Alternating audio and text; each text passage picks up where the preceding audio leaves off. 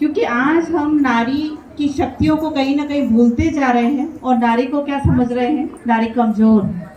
लेकिन नारी अबला नहीं है, नारी सबला है, शक्तिशाली है। और आज हम देखते हैं पूरा भारतवर्ष यदि शान है तो भारतीय नारियों के नाम पर ही शान है। कहते ही क्या है, भारत माता की जय। कभी सुना भारत पिता की जय? नहीं। अगर गुरु की बात करें तो कहते हैं माता ही गुरु है। परिवार में सबसे पहले किसको कहते हैं? माता गुरु है। अगर माता बहुत अच्छी हो, नारी बहुत अच्छी हो, तो वो परिवार को बहुत अच्छे संस्कार दे सकती है। और परिवार अगर श्रेष्ठ हो गया तो समाज श्रेष्ठ हो जाएगा, और अगर समाज श्रेष्ठ हो गया तो हमारा देश भी श्रेष्ठ हो जाएगा। तो हम नारियां इस भारत की देखा जाए तो नींव है, और आज कहीं ना कहीं वो नींव क्या हो रही है? कमजोर होती जा रही है। और हम लोग संसार बहुत अच्छा बनाने का प्रयास कर रहे हैं, लेकिन 3 शब्द आते हैं। सबसे पहले आता संस्कार, उसके बाद आती संस्कृति, और उसके बाद आता है संसार।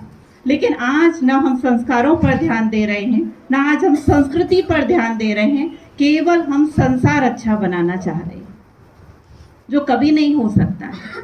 अगर संसार अच्छा बनाना है तो पहले हमें अपने संस्कारों को बहुत अच्छा बनाना पड़ेगा। और यदि संस्कार बहुत अच्छे हो गए तो हमारी जो भारतीय संस्कृति कहीं ना कहीं लुप्त होती जा रही है ना, वो वापस आ जाएगी। और संस्कृति अगर पुनः स्थापित हो गई तो संसार बहुत श्रेष्ठ हो जाएगा। क्योंकि अभी चारों तरफ एक ही आवाज गुंजायमान हो रहा है कि राम राज्य चाहिए। तो क्या बोलने से राम राज्य आ जाएगा? जैसे कि आज का ये जो प्रोग्राम रखा गया वो खास महिलाओं के लिए रखा गया कि ये 8 मार्च को नहीं कर पाए थे तो आज करना है, महिला सशक्तिकरण। लेकिन अपने आप से पूछिए, क्या हमारा सम्मान हो जाएगा तो देश समाज स्वर्ग जैसा बन जाएगा?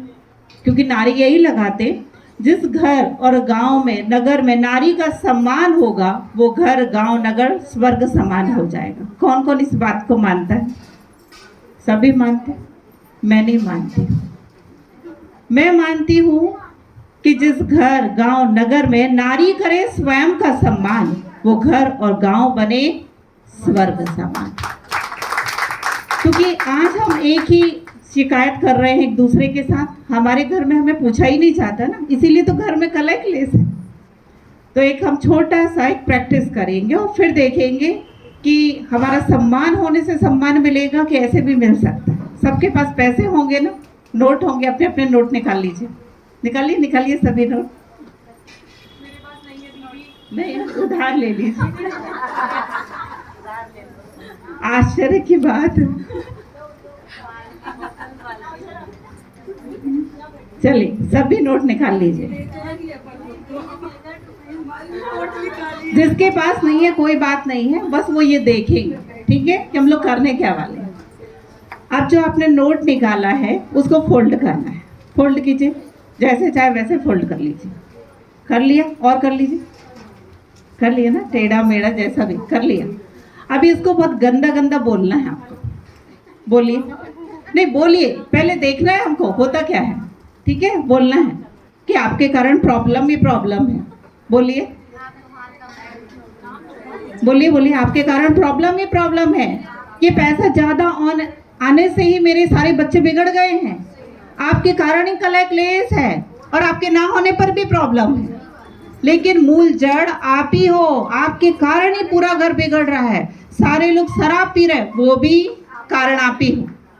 बहुत सारा बोला, ऐसा कभी गलत बोला है पैसे को देख के? नहीं बोला ना। अच्छा ये बताइए, अब ये जो आपके पास नोट है, आपके पास कितने का नोट है? 100 का। ये कितने में चलेगा? अभी 100 में ही चलेगा। आपके पास 100 में ही चलेगा ना। इसकी वैल्यू कम हुई हमारे गलत बोलने से? वैल्यू कम हुई? नहीं हुई ना। फिर हम लोगों की वैल्यू कम क्यों हो जाती है? हम लोगों की वैल्यू कम क्यों हो जाती है? आज कोई दूसरा हमें गलत बोल के जाता और हम क्या कहते हैं? हमारी कोई रिस्पेक्ट ही नहीं करता।